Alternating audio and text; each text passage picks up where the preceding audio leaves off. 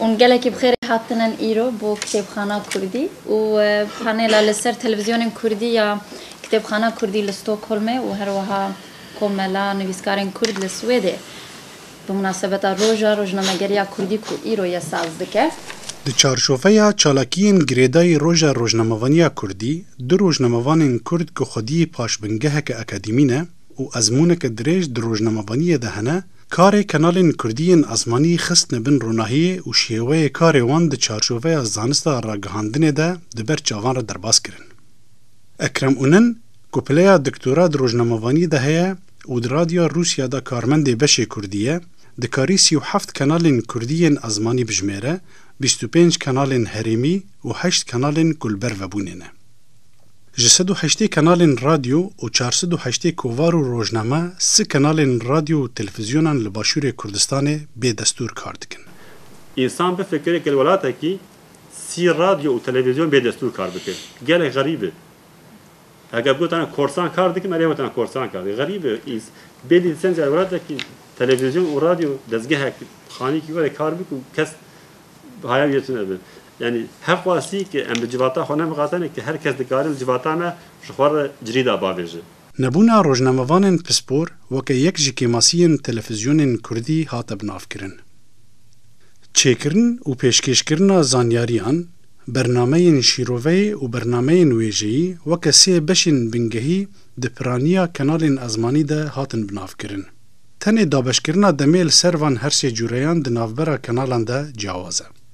Duvarê janr dikir bo televizyonek mere şîrove bike esasê televizyonekê janr jî cûreyek televizyonê de ye.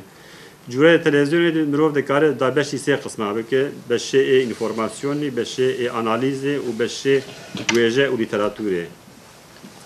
Ev dersana me xwest di hindek ev televizyonê Kurdî de ki ê hene ki mesela wan lêkolîn kiriye rewşawan çawa ye. Her yek di hundirê em bêjin vî du hefteyî de çok az prosent em be informasyonê, çok az prosent analîzê, çok az prosent wêje û edebiyatê ye, lîteratûrê ye. Ji bo wê jî yek ji televizyonê herî ki niha li Kurdistanê gelekî belayê û xelk lê dinêre televizyonek ku tu karî bêje bi rêk û pêk an tu karî bêje Kurdistan TV'yê yek jê ew jî wek tê zanîn başûrê Kurdistanê başayê dike ji encamê di hundirê du hefta dike lêkolînê ser hatî kirin gerçi belkî li ji were hinekî diyarê em bêjin diwarê hevpeyvînê de way diyarê diwarê reportajê de rewşa wê diyarê her wiha divî beşîrê de aynî beşîrê li ser televizyonê Kurdî dê jî me lêkolîn kiriye. Dema mirov lê binêre televizyonê Kurdî jî de wek televizyonê normal cîhanê hemû televizyona de ev beşê janrê heye. Lê dema tu lê dinêre bêguman tu muqayese bike bi televizyonê cîhanê re gelekî paş e. Yani yek hemû bernameyê wan êk diwarê wêje çêdikine, diwarê analîzê çêdikine, diwarê informasyonê çêdikine bêguman gelek kêmayî tê de heye. Gelek kême. Li gor hinek çavkaniyan 65 ta 70% ji zarokên Kurdan li televizyonên biyanî temaşe dikin. Berpirsê Wezareta Rewşenbîrî berpirsê medya ew îstatîstîkek awan çi qas rast ne rast de dizam lê wan ew dibêjin. Yani ev ji bo ew dibêjin wek dokûment ser hesabê wan dibêjin. Dibêjin li Kurdistanê ji sedî 65 heftê zarokê Kurda li televizyonê xerîb dinêrin. Televizyonê zarokê Kurd zarok li hemû welata li çi binêrin zarokek hevî tu çawa formê bidê were yani heger filmekî zaroka bi Kurdî be bêguman ew ê tevgera wê Kurdî be ew ê rengê Kurdî tê de hebe ew ê rengê netewî tê de hebe wê çayê ew zarok ew bi rengekî û bi şiûrek Kurdî rabe. Lê heger filmekî Erebî be Tirkî be Sûrî be kiribin Kurdî jî her çi qas Kurdî be jî lê ew zarok wî filmî ew ê tevgera wî û rengê wî filmî ew ê rengê Tirkî be ew ê rengê Erebî be ew zarok bi wî rengî rabe. Em niha nikarin zarokê xwe ji ekspansiyona informasyonê a Tirkî, İranî û Erebî biparêzin. Ev encam mümkün niha ne diyar be mümkün piştî 20 sal din wek min got ya mümkün Wehabî derkevin mümkün nizam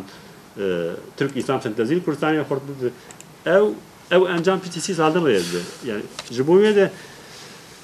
biyamid yani dezgehên Kurdî bi tevayî ê medya bi taybetî li گازن بهتر باشوری کردستان دبی نک جبوک او پر کمایا دکنا جبوک لور دزگه وان هنه امکان وان هنه دزگه مدیا چی بوی کارن کنترل بکن او yani lazım çare kezvi işir bikin ki gariben او civata Kurdi kontrol bikin دریا medyada yani demokrasi gotinek abstrakt yani az canaz bilim ki le Kurdistan betaybetil başvuruyor Kurdistan tüle nere medya و دستلات هر دوجی kompleksin kompleks تو کدیه medya لسر ناوی کو آزادیا فکری بیشتر هر توش مباحه دستلات جی لسر ناوی دموکراسی کش بوج وان نه بیشتر تنی هون دیکتاتورن تعبیر خواج تشتی حتی درجه که دواره medya ده به کنترل دبی تعبیر خواج دیگر لقناعت هم لازم لور ایدی قانونك medya برای کوپی در که حدود medya و حدود دستلاته كيش كو حياكي بر اشكال بيزدلال كرن يعني نراست مروف لبني بيج دبناري ازاديا فكري ده مروف تاثير اولكاريان التوي بك تاثير الاولكاريا جواكي بك قال لك جارات المديا كردي بخوش نير تبين قال تشتي غريب لكن تبين تاثير الاولكاريا جواكي كردي ديك تاثير الاولكاريان التوي كردي ديك اف برسانا حموقش يعني لازم اواكي بي چاره سر كرن اگر نه چاره سر كرن وقت بريان وهامجو اگر امن قارب جواتا خود واري مديا تير بكن او خلقيت دي ورمان تير بكن او جي او فلاكتا كزبو كردا ايدي اگر ام كردي جي بيبن لامي وقام بفكرن امي وخلقيت امي وتركا بفكرن وق عربا بفكرن وق فارسا بفكرن يشنا يقول بلا هي که هر پوبلیسیست دکاره به روزنامه‌وان هر شومن دکاره به روزنامه‌وان بالعکس هر پوبلیسیست نکار به روزنامه‌وان هر شومن نکار به روزنامه‌وان له هر روزنامه‌وان دکار به پوبلیسیست هر روزنامه‌وان دکار به شومن او لکردستان هنه کی تبله هبویه پرسگنی آگرین که تلویزیونی کردی که نهاوک معنا گو که گله کی مایوان دواره ژانر ده هیه یک جه او هری اساسی که روزنامه‌وان ای پروفسیونال دراستی بکاربن که برنامه باش یک نه برنامه که خلق لی بنیر چه بکنه کیمن حتی گله جرا مرو بنیر اف تلویزیونی کردی که هنه ممکنه گله وقت روزنامه‌وان لی کار دکن لی روزنامه‌وان ای پروفسیونال براستی وقت دواره اکادمیک ده کاربن خودی فکر بن خودی زانه بون بن باور دکم گله که مرو کارب تلیام بجمیره جالی کدین ده پروبلم ا تلویزیونی کردی هری مزن او برنامه ای چه بنه وقت برنامه پیشکش دکه خود برنامه سر ناوی به بلا کرد دراستی خود برنامه چه کرد تلویزیون ده کاری کی کلکتیفه یعنی اگر اپراتور و اگر پیشکش دکه اگر هر دو جوی کاری فهم نکن او برنامه اولی سرکفتی گله جارات ببینید این دواری اینترویو گله قصد برگ اینترویو دما چه ده کاری روزنامه‌وان نه او بخواد کامنت یورمی بک کامنتار یا بک یا شیرو بک کاری او میوانی آنی به پیوندن بده برسه که کسی لید نیرن جوان یعنی او تخمین بکن لجوات ایک لوی برنامه نیرن لوی کسی نیرن لوی پرسگریکیت نیرن او کسی آنی استودیو کاری بی مجبور بکه که خلقیر بپیید برسه سری خلقیر رونی بکه بهتره جارا ایما کردات لید نیره ده برنامه هفته‌ویه ایک هفته‌ویه دکی بخواه جی ای میوانی آنی بهتر دپیده بهتر کامنتاریات دراستی خود او علاقاتی به هفته‌وی نتونیه ده بهترین تلویزیونی کردی ده همو واره ای ژانر ده تو کاری بیش هر چه قطعه بریان ها گو هنر کتستی یعنی برنامه ای باشه بنجی امریان کیمه یعنی به روزنامه‌وانی که پیشکش دیگه نکاری لگور دمانه لگور کاری بگو هر و کاری بش خالکیره بالکیش به کاری بخالک لیبنیره اگر کرد تلویزیونی کردی نیکان برنامه‌ای باشه کنه کرد هرن ایرانی بنیرن کرد هرن ترکی بنیرن کرد هرن عربی بنیرن و خود انجامه ای کنی هاتی کردنجی گلک پر بارزه که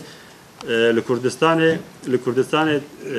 هر چه قطعه من بریان هاگو دور 37 تلویزیونی ساتلایت 25 هیمی و 8 یک رد نوبرجی هی دور 6 تلویزیونی کردی هنه لگور استاتستیکی یک دست هنه چه قال استاتستیکی راست بجی یک کردا چه کنده لسروا استکانت دلید نیره جسدی 6 هفته کردا تلویزیونی بیانی نیرن ترکی نیرن العربی نیرن الفارسی نیرن وقال لك اوروبا جيل اوروبي نيرن يعني كرديل اوروبا يزمين بيتر تلفزيون اوروبي نيرن دفرد قناعتي من غازن ج بوبليكا كردي نابه شما كرد تلفزيونية عربية تركي نيرن كرد نكاتشكي باش بكن كرد هان لجد نيرن السر ستير تلفزيون منه تكار بيج كتي شونا روش تي في وقت اوان يعني لسر بيامه اسلامي از هم سر هر تلفزيون هناك تايبل بسكن ستير كو بيام دو تلفزيونية كردينه لي بكردينه لي دامات ولاد نير دراستيا خود دواري شعوران التويد قال لك هر دو تلفزيون قال لك كامل يعني تدبينه بيتر فكرينه نه تلفزيون که ام بیشتر جواکی نیست بهتر تلفزیون هر دو عالیه و تلفزیون فکرینه یعنی هر چقدر مروف دکاره به هر تلفزیون پردش بنه هر یک جا عالی چپ به یک جا عالی راست دیده یعنی نه تلفزیون نزدیکی هم یک خو یک اسلامی یک جی خود گرایی خو چپ تحسبینه لی هر دو جی پردش بنه هر دواره ایدئولوژی ده گله و دواره شوران التویجی ده گله کی ضعیفن کانالی که دولت ایشی کرده ام بیشتر تشش ام بیشتر سحر حياة درجة كي ثلاثة شش قال لك البيشتري دواري جانر ده يعني دواري بريكو بيكتري أو قال لك وقت بيتربر سيفي تلفزيونك نوجان ثلاثة شش دمام تترينير أوجي قال لك واري خود وقت تلفزيون كردينه يعني وانجي هرشقاس هاو دواري تكنيكي تاني البيشة تلفزيون كردية دواري تكنيكي ده لدواري جانر ده نافروكا خود أو تلفزيون كردينه بر بيشه ممكن قال جرا مرو بفكر مرو بيجا دولتات تركي بزانتي بيرك قناعه عامد النا ما دام دولتات تركي تلفزيون ذاكريه وبخاز تلفزيون ريكو بيك بيت تلفزيون خرط داك كرد لي بنيرن او هدفات داين برخوا غالبا بقهينه نورمالي خد مالي ور بفكره يعني هاك نور وبنكرنا شما قلس بقناعه مد السبب الاساسي او كادرويك وان اني اللي دريب جي كرنه كدواري ميديا نه بروفيسيونالن دواره مدیه نسر کفتینه بویژه برنامه وانجی تلفزیونی کده نه پرپیشترن اگر مرو لوی دیاگرامای بنیره رز فیلم و درامای دواره ویژه تلفزیونی کردی ده نها کتن و تن لنری دوی دو هفته لنری یک رز فیلم تنی کردی دکردستان تیوید هبو ریحانه باورد کناری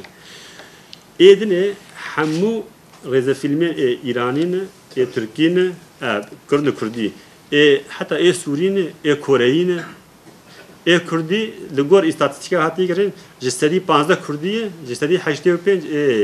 غریبن گازن بهتر باشوری کردستان دبی نک جبوک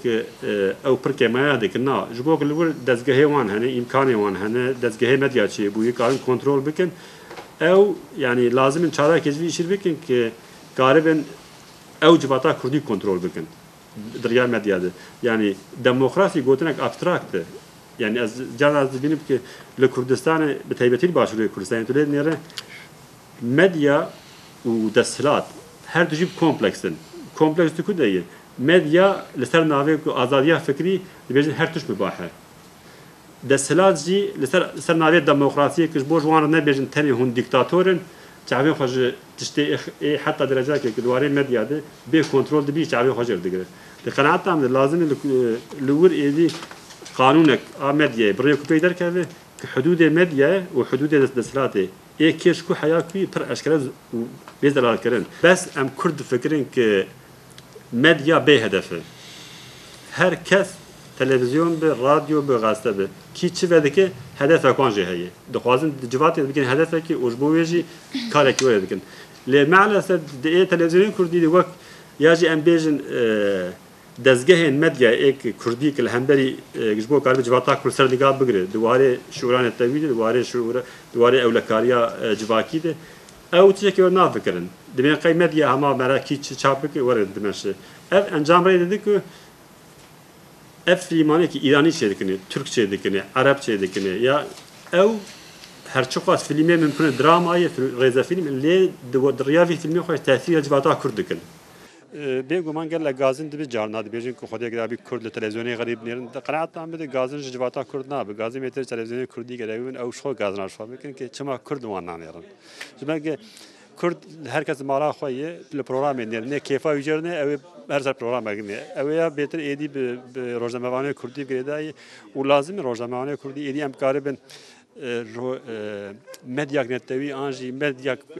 آن تلویزیونک پابلیک سرویس ام چه بینه که براسی برجواندی ملی بپارێزه هەگەر ئەم ملت دەکەن چما ئەم نکارن ئەم بێژن کۆمیتاک ئا نەتەوی ئا مەدیا چێکرێ کوردێ باکوڕ و باشوور و ڕۆژئاوا ڕۆژهەڵات قەناعەتام دەبێ ئەم کارە بن تشتێکی وەها بکەن گەل لای جارات و دەبینێ مەدیا کوردی نکارە ڕۆژەوێ تاین بکە گەل دراستیا خود ژیانا کوردا گشت درامای ژیانا کوردا گشت تراژدیای هەگەر مرۆ کار ڕۆژەوێ ژیانا کوردا تاین بکە لێ تو دەبینێ ئەم بێن تەلەڤیزیۆنێ ئێ باکوڕ بویەک لە باشووری کوردستانی دەبێ بویەک مەزن بزی تو دەبین خەبەرێ تەلەڤیزیۆنێ باکوور خەبەرە سیا چارایی نە خەبەرایەکەیە هەروەها بالعکس لە باشوور وەرێ هەروەها خەبەرێک لە ڕۆژئاوای کوردستانی بویەک ڕۆژئاوای کوردستانی بێ تو دەبینێ تەلەڤیزیۆنێ باکوور جێ سیا چارا دێ دراستیا خۆ دەبێ جێیەکێ بێرێ کە ئەم کارە من ڕایا گشتی ساز بکەن هەگەر ئەم ڕایا گشتی ئاخوا ساز نەکەن کەس مەرساز نەکە کەس عەزمانە نایێت مەرسێکی ناکە دەبێ ئەم خۆ بخوا ئەم بکاربن جواتاخوا ژە ئەکسپانسیا ئاکل دەرەوە هجوومێک ئانا کولتوری سەر ملەتێ کورد هەیە دەبێ ئەم کارە بپارێزن گەلێک جاران تو دەبینێ تێگوتن کو کوردە تەلەڤیزیۆنی تورکی ئیرانی و عەرەبی نێرن ئەو دراسیا خۆ تەهلیکا گەلێک مەزنە ممکنە ئەنجامی و ئەمیرۆ نەبین لە پچی 30 ساڵدن ئەمێ ئەنجامی ببینین کە ئەمێ ببینین ئێدی کە زارۆکێ ئیرۆ تەلەڤیزیۆنی تورکی و عەرەبی و فارسی نێرن پشتی 20 ساڵدن هەی بە کوردیش بپەیون لە ئەوێ تەفکیراوان و فکراوان ئەوێ فارسی و تورکی و عەرەبی بێ دەبێ ئەم کار بن ئیرۆ چارەسەریە بینین هەگەر ئەم نەکەن دوا ڕۆژ تەهلیکاک مەزن پێشیامەیە یەک ji şêweyên herî bibandor diwarê rûniştin û vejîna zimanê Kurdî di nav gel de zimanê televîzyonê ye. Karmendê Radyo Zayale ku beşê Kurdî di Radyo Swêdî de rojnamevan Nasirsîna Kurdiya televîzyonan xiste bin ronahiyê çi diwarê rêziman û rastnivîsê de û çi jî diwarê têgihandinê de. Nasirsîna basa standardkirina Kurdî û girîngiya ziman ji bo nete û dewletê kir. ڕۆژی 22/4/1998 بەدامەزراندنی ڕۆژنامەی کوردستان ڕۆژنامەگەری کوردی بە شێوەیەکی ڕسمی دەستی پێکرد لەو دانیشتنی ئەو ڕۆماندا بەش بە حاڵی خۆم تەڕامانێکی کورتم هەیە ڕوانگەکانی خۆمە دەربارەی دەنگ و باس و بەکارهێنانی زمان لە تەلەڤیزیۆنە کوردیەکاندا یا لە تەلەڤیزیۆنە کوردیەکان هەروەکی جەنابەت باست کرد 1 نین گەلێکن ئەوەندەی کە من بۆم کرا باسیان لێوە دەکەم دیارە بەلای منەوە زۆر گرنگە کە سەرەتا باسیەوە بکەم کە گرنگترین پێکهاتەی پێناسینەتەوەی زمانە زمان لە لایەن مێدیاوە بە هاوکاری مێدیاوە دەتوانێت بەهێز بکردرێت زمان بپارێزرێت پێشکەوتشی پێ بدرێت هەروەها هاوکاری مە بکات بۆ ئەوەی کە دەربڕینێکی دروستترمان هەبێت لە پێناسینەتەوەیمان بۆ کورد وەکو نەتەوەیەکی بێدەوڵەت و کەمینە زمان ئامرازێکە بۆ ئەوەی کە خۆی پێناسە بکات دیارە لە وڵاتاندا دوو چەمکی جودا هەیە نەتەوە و دەوڵەت زۆر نەتەوە هەن لە دنیادا کە بۆ وێنە بەلژیک 2 زمانی ستانداردی هەیە هندوستان 19 زمان ئەفریقای باش و 11 زمان نەرویج 2 زمان سویس 4 زمان من بخۆم لەسەر ڕایم کە کوردی 2 ستانداردی زمانی هەیە کە هەردووچیان دەبێ هاوکات و هاوشان یەکتر بنووسرێن بەکاربهێنرێن پێگەی فەرمیان پێ بدرێت بۆ وێنە لە ڕادیۆ تەلەڤیزیۆنەکاندا تەلەڤیزیۆنە کوردیەکان هەندێک گرفتیان ئەوەندەی کە ئێمە بچینە ناو خودی باسەکەوە بۆ وێنە لە دەنگ و باسدا تەلەڤیزیۆنە کوردیەکان هەواڵەکان بەڕوونی باز ناکەن سادەی ناکەنەوە گشتگیری ناکەنەوە هەموو کەس تێ بگات پێچ و پەنای ڕووداوەکان باز ناکەن زمانی هەواڵەکان لە ڕادیۆ بە تایبەت لە تەلەڤیزیۆنەکانی کوردیدا کە ئێستا جێگای باسی ئێمەیە بۆ بینین و بۆ بیستن نەنووسراون بەڵکو بۆ خوێندنەوە نووسراون شێوەیەکی خیتابیان هەیە لەبەرەوەی کە زمانی دەسەڵاتن زمانی حیزبن تەرجمەکانیشی زۆر غەڵەتن کۆمەڵێک نمونە ji şaştiyên rojane di kanalên Kurdî yên Ezmanî de ku Kurdistan TV jî yek ji wan bû di nav destê Nasirsîna de hebûn هەڵەیەکی یەکجار زۆر لە زمانی کوردیدا دەبینرێت زۆربەی زۆری وشە کورمانجیەکان ئەو وشانێک کە بە کورمانجی دەنووسرێن هەڵی ئیملایان تێدایە ڕێنووس هەڵی دەستوریان تێدایە ڕێزمان ئەمە نەک فقط لە گۆڕینی سۆرانی بە کورمانجیدا هەیە بەڵکو لە سۆرانەکەشدا کە دەنووسرێت هەڵەیەک یەکجار زۆر بەرچاو دەکەوێت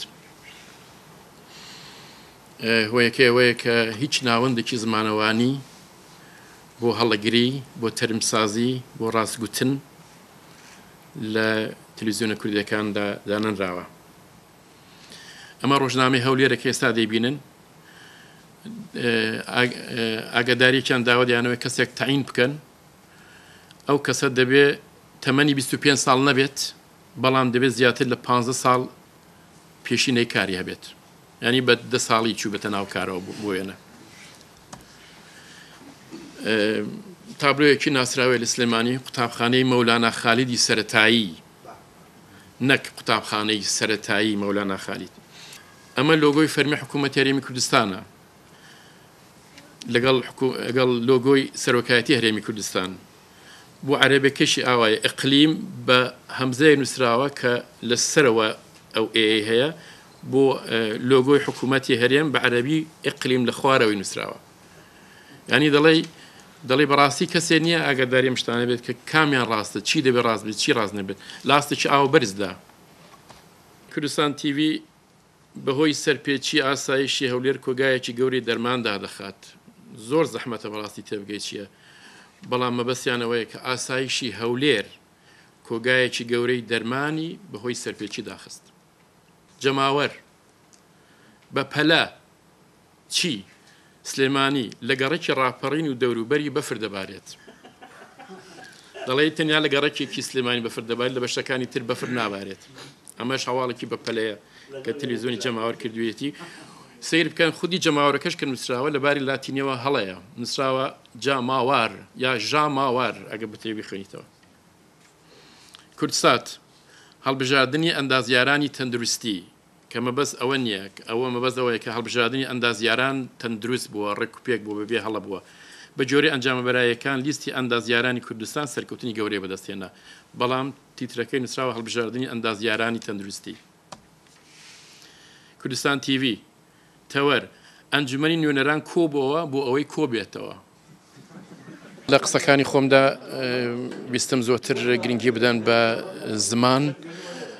زمانی کوردی چۆن بەکاردەهێنرێت لە تەلەڤیزیۆنە کوردیەکاندا بە تایبەت سەرنجمدا بوو بە ئەو بەشانەی کە بە سۆرانی پێشکەش دەکرێن نەک کورمانجی یان لەهجەکانی تر بڕێک لەو شاشانێ لەو هەڵانەی کە لە بەرنامەکانی تەلەڤیزیۆنیدا چ بە گوتن چ بە نووسین هەبوون من توانیمە تەسجیلام بکەم تۆماریان بکەم ئەوانم پێشکەشکردن پێم وایە ناوەندێکی تایبەت بە زمان و زمانەوانی بۆ زمان پارێزی پێویستە لە هەموو مێدیایەکی کوردی بە تایبەت تەلەڤیزیۆن هەبێت بۆ ڕاستکردنەوە بۆ هەڵەچنی هەروەها بۆ شێوەی دروستی تەلەفوزی و ناوانەی کە ڕەنگە کەمتر ئاشنا بن ئەمە لە هەموو شوێنێکە هەیە لە ڕادیۆ سویدا کە من خۆم کار دەکەم ناوەندێکی بەرفرە بۆ ئەو شتە هەیە هەموو هەفتەش جارێک چەند ڕووپەلێک بڵاو دەکەن و بەناو هەموو کارمەنداندا بۆ ئەوەی کە پێیان بڵێن ئەم وشە تازانەی کە هاتوون چین هەروەها بۆ تەرمسازی وەها ناوەندێک پێویستە بەداخەوە یان ناوەندێکی وان نەبوو لە تەلەڤیزیۆنە کوردیەکاندا یانەوەی کە باش کاری نەکردووە ئەمە هەڵەیەکی زۆر بەرچاوە کە تەلەڤیزیۆنەکان بەداخەوە کردویانە بەشی دووهەمی باسەکەی من لەسەر شێوەی نووسینی دەنگ و باس بوو گرنگیدان بەوەی کە کام دەنگ و باس دەبێ بڵاو بکرێتەوە دەنگ و باس چییە من پێم وایە لەبەرەوەی کە تەلەڤیزیۆنە کوردیەکان زۆر نزیکن لە حیزبە سیاسیەکان بەرژەوەندی ئەم تەلەڤیزیۆنانە زۆرتر لەوەدایە کە بە جۆرێک بتوانن لە حیزبەکە نزیکتر بن هەتا ئەوەی کە شتێکی میدیایی پێشکەش بکەن ئەمەش ڕەنگە چارەسەرەکەی بەزەوە بێ کە لانی کەم لە حاڵی حازردا تاو کاتێک کە کیانێکی تایبەتی کوردی دروست دەبێت لەوێدا معلومە کە حیزبەکان دەوڵەتن یا دەوڵەتی قسە دەکات حکوومەتی قسە دەکات لانی کەم دەکرێت تێکەڵاویەک دروست بکرێت لە بینی ئەو بەرنامە باشانەی تلویزیۆنە کوردیەکان پێکەوە بۆ دانانی تلویزیۆنێک کە پێکهاتەیە کە لە باشترین بەرنامەکانی کاناڵەکانی تری تلویزیۆنی کە دەتوان بەیەکەوە کار بکەن ئەمە ڕەنگە سەرەتایەکی باشیش بێت بۆ ئەوەی کە بەرژەوەندەکانمان لە یەک حیزب بچێتە ناو چەند حیزبێکەوە بۆ قۆناغی دواتر بچێتە بەرژەوەندێکی نەتەوەیی. ئەمێ ببینی ئێدی کە زارۆکێ ئیرۆ تەلەڤیزیۆنی تورکی و عەرەبی و فارسیت نێرن پشتی 20 ساڵدن هەی بە کوردیش بپەیون لە ئەوێ تەفکیراوان و فکراوان ئەوێ فارسی و تورکی و عەرەبی بێ دەبێ ئەم کار بێت ئیرۆ چارەسەریە بینین هەگەر ئەم نەکەن دووا ڕۆژ تەکنیکاک مەزن پێشیانایە.